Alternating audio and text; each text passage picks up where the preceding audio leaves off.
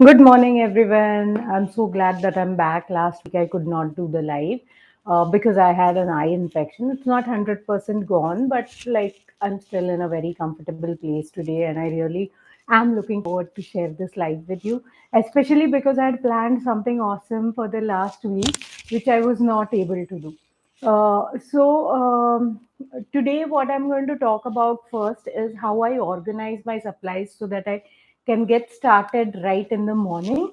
So this is a box that I always keep. This is one that came with a bunch of other boxes from IKEA, and it is like a thin one, so I can just put it in a drawer somewhere and I can access it whenever I want. So this is always there in my living room.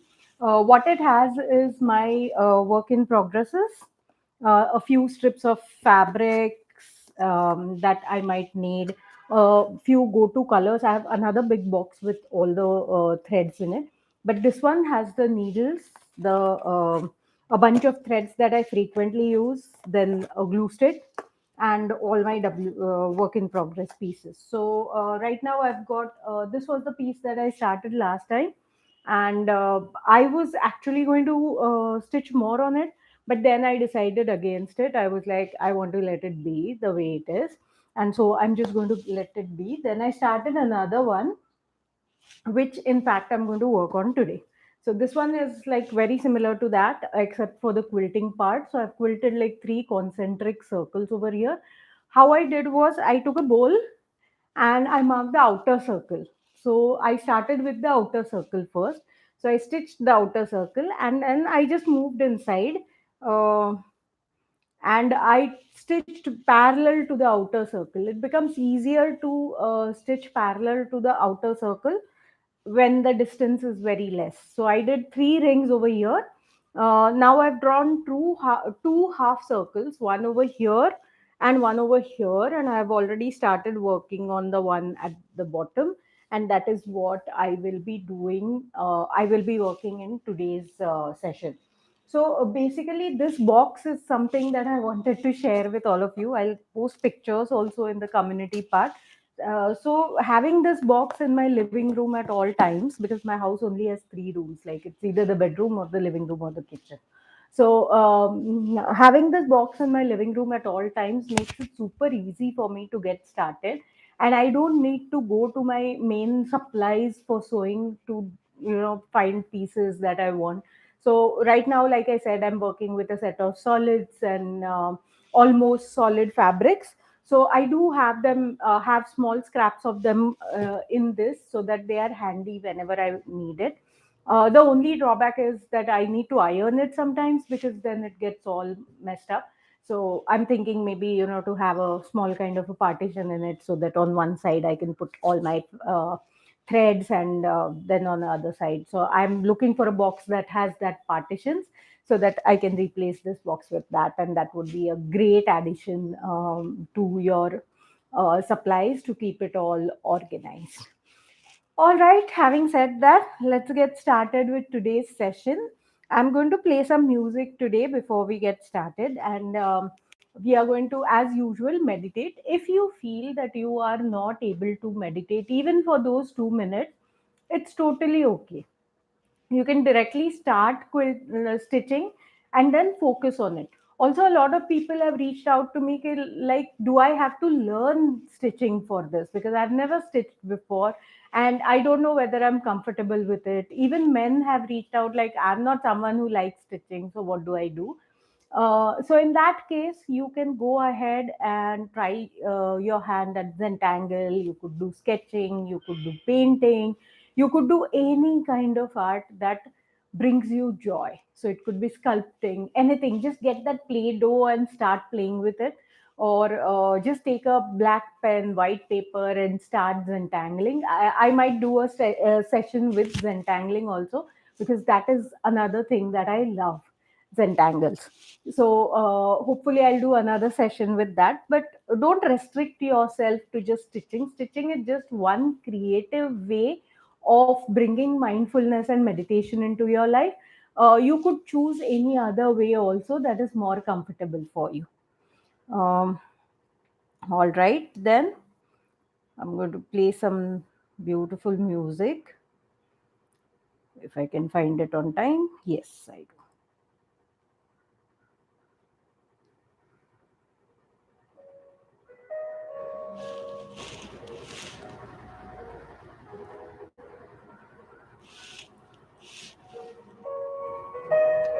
Okay, that's the max that it can go at. So I'm just going to play it over here on the computer.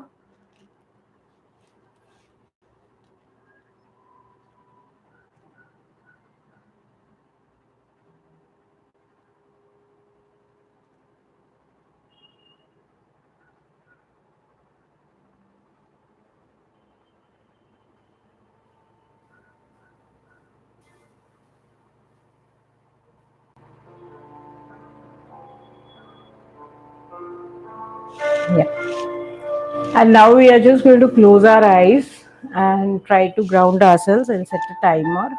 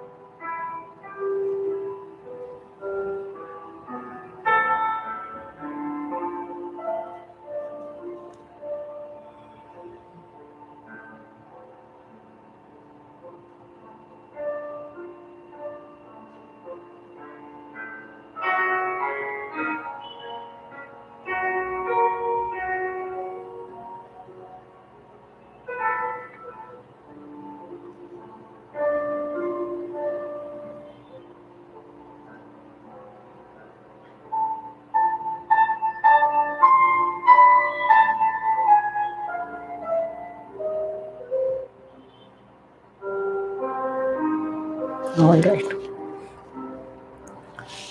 So now I will get started with my piece. So, like I said, I'm going to work on concentric rings at the bottom over here. So, those are half circles, not full circles. I'll get started on that.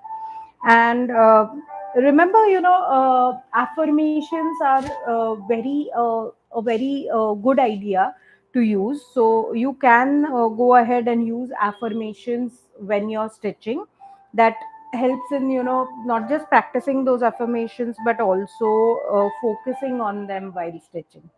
So I'm going to focus on my affirmations today while I'm stitching, and I'm going to think of an affirmation every time I make the needle go up and down, actually down and up.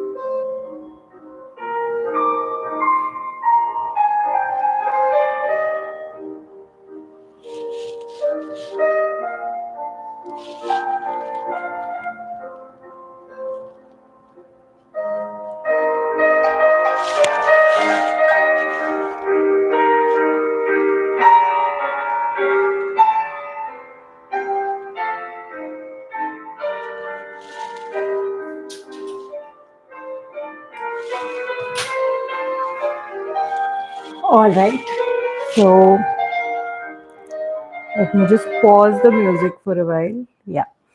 So this is how much I got done today. So these three concentric circles were already done. I finished these two and these three today.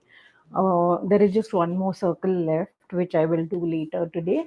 So basically, when you're stitching circles, concentric circles especially, make sure that you don't pull the thread too hard, because otherwise it gets all crumpled up and then it takes a while to ease it all out.